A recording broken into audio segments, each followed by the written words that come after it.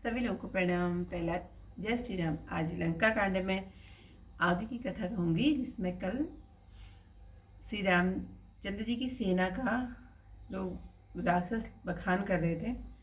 तो तीनों लोकों में जिसका यश फैल रहा है, जिसने अनेक हाथी मारे हैं, जिसके बल का अंत नहीं है, यह वही बानरों का राजा केसरी है, जिसका पुत्र हनुमान है।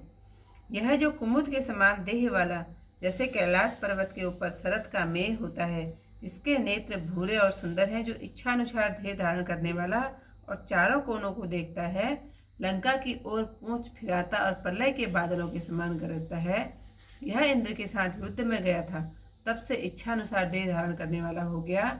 इंद्र ने इससे मित्रता कर ली है। यह सदा देवताओं की सहायता करता है। इसके साथ हजारों करोड़ों वानर हैं, जो लाल, पीले, सफ़ेद और अन्य अनेक रंगों के हैं। हे स्वामी, मेरा यह वचन झूठ नहीं है कि आप उसे मन में दूसरा बाली ही समझिए।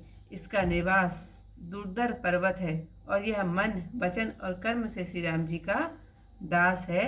यह बड़े पर्वतों को लांघता आता है, जिसके चलने से धूल उड़ती है और जिसके सूर्य के तेज को भी मंद कर दिया है। इसका नाम सुषेण है। तारा इसी की बेटी है। यह बानर देखो, जो मेरु पर्वत के समान सुशोभित हैं, जैसे प्रातः काल सुमेरु पर्वत की शोभा होती है। यह वही बानर है जिसने प्रथम लंका जलाई थी। हे प्रभु, अब यह न जाने क्यों आता है। जब यह माता अंजलि के गर्भ से पैदा हुआ था, तो भूखा हो पूछने लगा। उन्होंने कहा कि पके हुए लाल फल खाओ। यह सुनकर इधर उधर मनचाही वस्तु देखने लगा। तब प्रातः के सूर्य को देखकर यह आकाश में उड़ गया। तब इंद्र ने यह जानकर यह सूर्य को खा लेगा, वज्र मारा तो ठोडी टेढ़ी हो गई। तब पवन ने क्रोधित होकर वायु रोक दी। देवताओं ने विकल होकर स्तुति की और यह वर दिया कि इसका शरीर वज्र के समान हो जाएगा। तब पवन ने वायु को छोड़ दिया और देवताओं ने जय जयकार करी। इसने सूर्य से विद्या पढ़ी है। उल्टी गति के कारण सूर्य के सम्मुख चला गया था।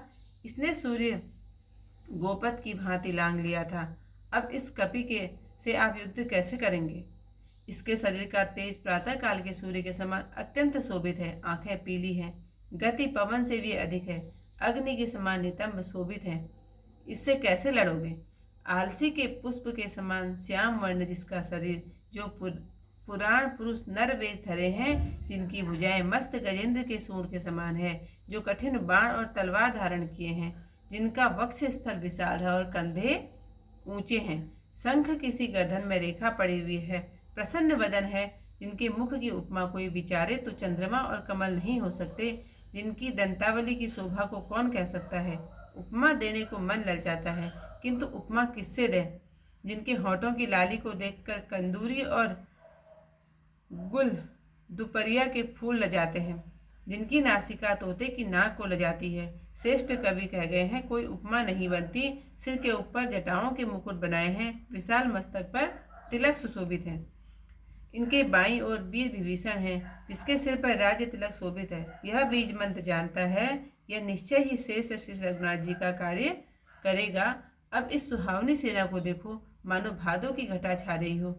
यह कन्या ब्रह्मा जी ने उत्पन्न की थी, जिनके नेत्र सुंदर और रूप मोहक था। उसके बालों पर सूर्य का वीर्य गिरा और ऋतु जानकर इंद्र ने उससे संभोग किया। उन्हीं के वीर्य से 2 पुत्र उत्पन्न हुए। देवताओं के अंश से उन्होंने बानरों के शरीर पाए। इनका निवास किष्किंधा पर है, जहाँ का मधुवन देवताओं के नंदन वन से भी श्रेष्ठ है। इनका विश्राम ऋषिमुख पर्वत है, जहाँ श्री राम जी 4 महीने रह रहे थे। बड़े भाई बाली को राम जी ने युद्ध में मार दिया और इस सुग्रीव को राजतिलक दे दिया। तारा इसकी पटरानी हुई, जिसका पुत्र अंगद अत्यंत ज्ञानी है। सहस्र करोड़ों का 1 अरब, सहस्र अरब का 1 बिंदु और 1000 बिंदु का 1 पद्म। ज्योतिषियों ने कहा है कि ऐसी 18 पद्म सेना श्री राम जी के कार्य निमित्त तुमसे लड़ने को तैयार है। वीर वेशधारी, विशाल नेत्र वाला, शंख के समान गर्दन में मोतियों की माला पहने, जिसने 8000 हाथियों का बल है, जिसमें सदा धर्म की मर्यादा है, श्वेत छत्र जिसके शरीर पर शोभित है, ऐसा एक राजा सुग्रीव है। इस प्रकार सारण ने कपिदल के सब समूह दिखाए, परंतु अभिमानी रावण काल के वश होकर उन्हें कुछ नहीं गिनता। आज की कथा यहीं पर समाप्त। यह जो कुमुद पत्र समदेहा, जस कैलास सदर पर कर मेहा। लोचन मंद विकल अति लोने, काम रूप चितवत चहु कोने। लंका सोह लंगूर फिराई, गर्जत प्रलय मेघ की नाई। सुरपति साथ युद्ध कह गयऊँ, तब से काम रूप हुए गयऊँ। मधुवा इति सन कीन मिताई, करे सदा यह देव सहाय। सहस कोट कपि इसी कै संगा, राते पीत श्वेत बहुरंगा। वचन में सा मम प्रभु यह नाही, अपर बाल जानहु मन माही। दुर्धर शैल सदन यही केरा, वचन मन वच कर्म निरम राम कर चेरा।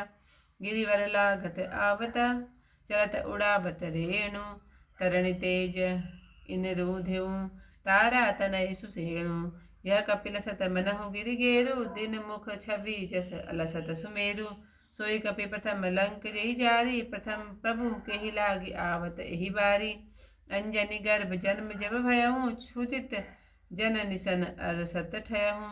तेहि का सुपक अरुण बल फल खाओ, सुनत चितव इति उदचित चाहू। बाल अरुण लखि गगन उड़ाना, ग्रसत तरणी बासव तब जाना। मारे वज्र चिबुक भई टेढ़ी, कोपि पवन समीर सब बेड़ी। देव बिकल होई अस्तुति कीन्हा, कुलिस होए तनु असवर दीन्हा। पवन वायु ने तब तज दीन्हा, जय जयकार देव सब कीन्हा। विद्या पढ़त भानु कै माही, उलटी गति रवि आगे जाही। वारिध लाग्यों गोपद जैसे, यदि कपीस जन जूझब कैसे। अम्बक पीत बाल रवि, बदन तेज अतिराज। पवन ते वेग अधिक जनु अनु, अतल नितंब सुभ्राज। अतसी कुसुम वरण तनु रेखा, पुरुष पुराण धरे नर वेसा। मत गजेंद्र सुंड भुज दंडा, धनुज बाण अधि धरे प्रचंडा। उर विशाल अति उन्नत कंधर, कंबुकंठ रेखा प्रसन्न वर। मुख छवि की उपमा कवि जोहे, शशि सरोज सम कहे न सोहे। रसन पाति की काति कहे को, ललकत मन पठ तरिह लहे को। देखत अर्धन की अरुणाई, बिंबा फल बंधुक लजाई। सुख तुंड ही नासिका लजावे, थके सुकवि नहीं पट तर आवे। शीश जटा के मुकुट बनाए, भाल विशाल तिलक अति भाए। दक्षिण दिशि लक्षण बलवीरा, राम बाहु सम अति रणधीरा। वाम विभीषण सो सही, सिर अभिषेका राजा। बीज मंत सब जानहि, अक्सर कहीं सुकाज। अब देखऊँ यह सैन सुहाई, भादो मेघ घटा जनु छाई। कन्या एक ब्रह्म उपजाई, नैन चारु अरु रूप लुनाई। बाल माहि दिन कर बल दीन्हा, ऋतु जानी बासव रति कीन्हा। जातक यमल वीर दो जाए, देव अंश बानर तनु पाए। किसकिंदा पर इन कर थाना, देव सरिस मधुवर उद्याना। ऋष्य मुख इन कर विश्रामा, चातुर मास बसे जह रामा। बाली श्रेष्ठ राम रण मारा, यही कह राज तिलक प्रभु सारा।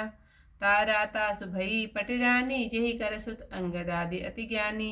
शंकर शंकुकर अर्बुद एका, अर्बुद सहसक बिंदु विवेका। सहस बिंदु गणकन मन माना, महापद्म तेहि कर परिणामा। ऐसे पदम 18 राजा, विग्रह बड़े राम कै काजा। वीर वेश अरुनैन विशाला, कंबुकंठ मोतिन की माला। हस्ते 60 सहस्र बला, सदा धर्म की सीवा।